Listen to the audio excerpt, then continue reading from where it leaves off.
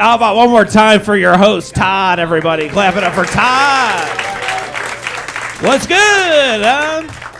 Hello. You guys are wild. I'm Jason. Good to be here. Todd asked, are you guys getting drunk? You guys getting lit up? It's Monday. Have a few drinks. Hell yeah. I think that's the best thing you could do with your life. Let's get drunk every day. I quit drinking like 6 years ago. I hate it, so do not do what I did.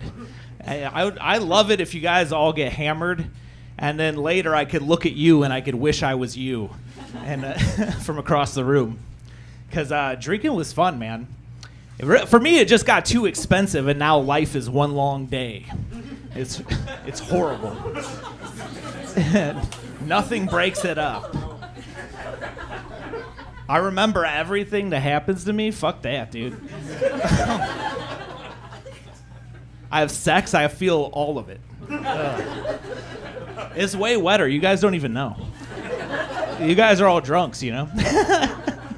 You know you're supposed to clean up? I mean, I miss it, dude. I started drinking young, though. Like, who started drinking young? I started drinking like 14. Anyone thereabouts? Make some noise. Hell yeah, dude. You guys are cool. Damn. Cool crowd. Some people get ashamed to admit it, but those are the kids who didn't have any friends in high school. We're cool, you know? You got to get that booze on your brain before it grows all the way, you know? You don't want it to go to full term. You got to slow that sucker down. End up with a full brain. That's what happened to Ted Kaczynski, the Unabomber, you know? He was a genius. Me and this guy will never make a bomb, right, buddy? The math is too hard. Yeah, we're good. We're good with like a club or a blunt object. I started drinking like 14, stealing booze from my parents. That was how I originally got booze. You guys, is that like how you guys had your first drinks? That's the way to go. Yeah, I remember high school stealing booze from my parents, and then we would drink all that. I'm from Northwest Indiana. Yeah, you from there? Yeah, hell yeah. Do I know you? You guys went to high school? No, you did. Me and you? Yeah. And you know that how? Highland High School. I'm from Griffith. Cool. I got cousins, the Meltons. Hell yeah, man. That's my cousins. What's up? Hey, guys, just take 5. Yeah. Hell yeah, dude. Drinking, yeah, high school. Tommy, you probably drank with. And, what was I saying? Oh, yeah. Drinking in Indiana, that's all there is to do anyway. We would just get all the booze together, and then we'd go drink it on a couch in the woods, and then someone would light the couch on fire, and then we spend the next month looking for a new couch. And that was my whole life, you know? And it was the most purpose I've ever had. I knew exactly what was going to happen every month. That was the shit, dude. And I remember, so yeah, eventually you drink all your parents' booze, right? It's all like food coloring and water. So you gotta find a new finesse. You get family members and weird friends. We used to get this guy from the gas station to buy his booze. The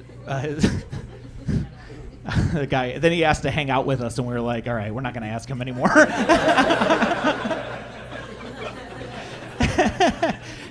But we did, I remember one time we had this friend named Crackhead Tommy, as we call him.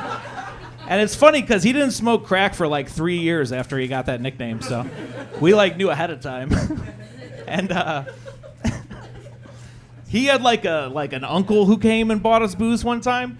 30-year-old dude on a BMX bike, you know, and with tattoos, but when it meant something to have tattoos, you know, like he looked like Pete Davidson except for real. Yeah, like. And I remember I always laugh at this because he bought us like $8 worth of vodka, and he goes, "If you tell anybody about this, I'll murk you." Like he'll kill us. It makes me laugh thinking that like we accidentally get in trouble and he has to come back and kill a bunch of 14-year-olds over $8 of vodka. That's the rule of the streets. Why is shooting a gun like tickling somebody? But yeah, it was pretty crazy though, because Indiana, where I grew up, we used to go hang out in Gary and stuff, and it was the murder capital when we were growing up. You know, like, yeah, it's not even top 10 now. Those fucking pussies. Grow up and do some more murder in Gary. Gary, Indiana. I had a friend named Adam. He had a moped that could do 60, and we'd take it on the highway, no helmet. And we'd drink in his trailer next to a warehouse. And his parents lived in the warehouse. It was weird. And then by then, we had graduated to doing this move called a Hey Mister. Have you ever gotten booze via a Hey Mister? Do you know this trick? It's when you wait outside a liquor store and you're like, hey, mister, I seem to have misplaced my ID. I know I have acne and I'm 4'11", but will you buy me booze, please? So, and you can't just ask anybody because certain people are upright. Nobody should buy a kid booze. That's pretty crazy if you do that. If you're here and you do that, wow. Nice. But you got to find a guy who looks right. Like, the way you could tell a guy will buy you booze is because he looks like his life is completely falling apart, you know? He's dirty and he looks hopeless, and he doesn't have any kids or any career or any good life, you know? So he'll buy you booze because he knows when you get that booze, you drink it, and then you grow up to become him. You know? That's their way of having kids. So, that's the guy you get. And I remember one night, so we're in Gary, and we get this guy to Hey Mister, murder capital of the country. And he's like, I can't just give you the booze out here because everyone will know we did something illegal, so you guys should just get in my car. And like, oh my God, dude, you think of everything. All right, yeah. So me and my friend Adam get in the back of his car.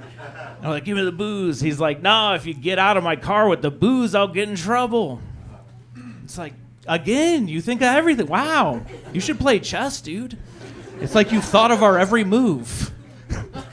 So he backs out of the liquor store and he starts driving down, and we feel scared now. It feels wrong, you know? Like, and I think he could tell we were scared because he broke the silence in the car. He goes, you boys been fucking tonight? Like, no, sir. I'm not going to lose my virginity for like 30 years, you know? I'm 15. And he's like, oh, well, you all smell like pussy. And he just dropped us off. We were fine. No bad thing happened to us. We lived. Yeah, end of story. I mean, whoever he picked up next, they're dead for sure. But thank you guys very much. Give it up for your host. Thank you. Jason Melton, everybody.